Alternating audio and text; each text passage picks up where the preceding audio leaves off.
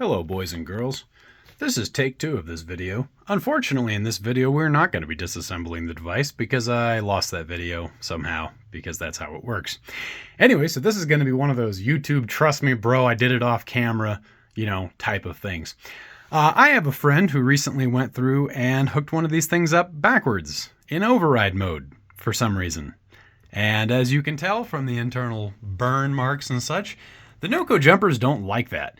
There is unfortunately not a fuse that pops because the whole device is designed to operate in a semi-pseudo overload sort of capacity. So it's kind of a one and done. It says it clearly in the manual, don't do it. And he did it anyway because I guess he didn't look to see clearly what the vehicle's battery polarity was. So if you hook it up backwards and you're getting the symptom of the two main connectors giving you 0.7 volts, that seems to be what these ones put out. From what I can figure on the electronic side, it is a test voltage. If that voltage goes, up, for example, at to 5 volts or 6 volts, the jumper knows that it has a good connection to a dead battery, and it kicks the relays on that you see here. By the way, some research on the internet, these are not voltage multipliers or something. That is preposterous. They are basic relays. I have no idea how many relays your device will have. They had a little black cover on them. I cracked the black cover open to confirm the problem. But again, symptoms wise, the jumper will show full power. You'll have charged it up. Everything is cool. This one obviously is a little bit down. Doesn't matter. And you'll get 0.7 volts out of the probes no matter what. You'll also notice during normal operation, when you put it into override mode or if you put it into power mode or whatever, normally you hear a little click. That's these relays firing. If you don't hear that click anymore when you're switching to override, you've burned your relays out. And unfortunately, the main power goes through them. They are not a amazing design in my opinion, nor are they a part that is available for anywhere reasonably or locally or anything you can get in any kind of amount of time. And I'll be damned if this thing is going to sit on my workbench for 2 months while I wait for parts. So with that in mind, the solution.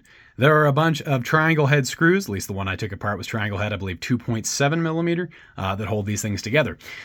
Take all those out, open it up. The internals unclip relatively straightforward. I think there's like 3 or 4 connections. One of them is we actually have a little wire.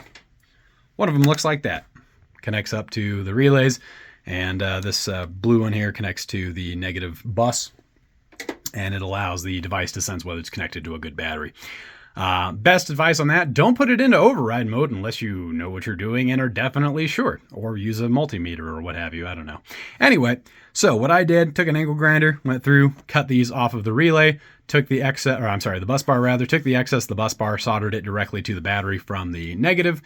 These are relatively openable. They just separate out into multiple pieces. Again, I apologize, the video that I had where I actually fixed this thing has disappeared. I have no idea where it is, and so I'm making another one because there's very little information on the internet.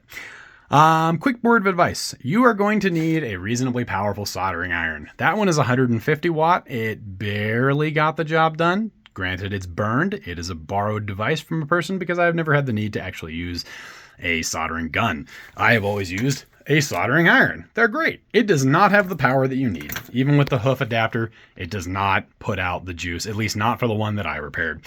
My general thought process on that is use, a MAP gas torch or propane torch or whatever, gets it nice and hot. Here's the problem. The bus bar is connected with about 4 or 5 inches of reasonably wide copper directly to a lithium ion battery. Don't set fire to your lithium ion batteries. FYI, as a word of caution, if you're executing this repair, do so in a reasonably ventilated area, not just for solder, lead, smoke, and all that good stuff. But if you actually set your battery on fire because you're using a torch or doing something dumb or you accidentally poke it or whatever, lithium is basically a bomb in progress just waiting to explode. Have an actual fire extinguisher, do it in a well-ventilated area, have a plan for contingency in the event of a lithium fire, because they're sort of, fun. Alrighty, so I don't know if I said it already, but the basic plan was, or is rather, for you, just delete these out. There's, like I said, a cover on them. Cut them open, solder the barb directly back to the battery. It connects up, like I said, to the negative. And your jumper will work again. Couple of bits of wisdom.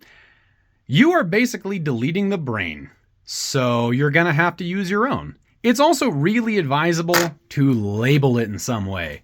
Skull and crossbones, this device has no brain, so use your own sticker, something of that nature. The reason for that is that the device will, once you execute the repair, always be on. It will never turn off. It doesn't have a way to turn off.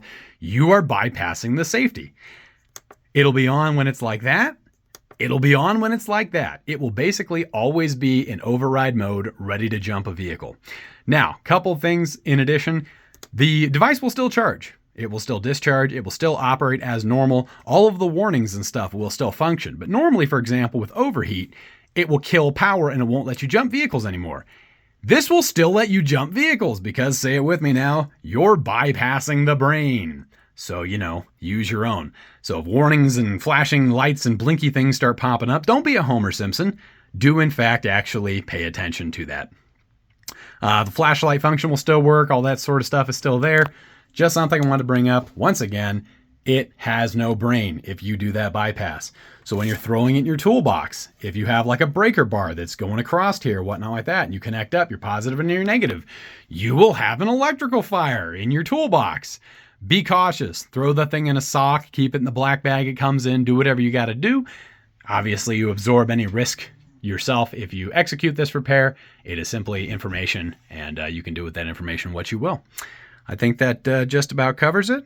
And yeah, if anyone has a better solution or a part number or a place where you can get these things locally, feel free to let me know, and I'll put it in the description. If someone has a substantially better video where they actually take it apart like I did the first time around, thank you very much, phone, then yeah, feel free to let me know, and I will take this one down and point people to your direction.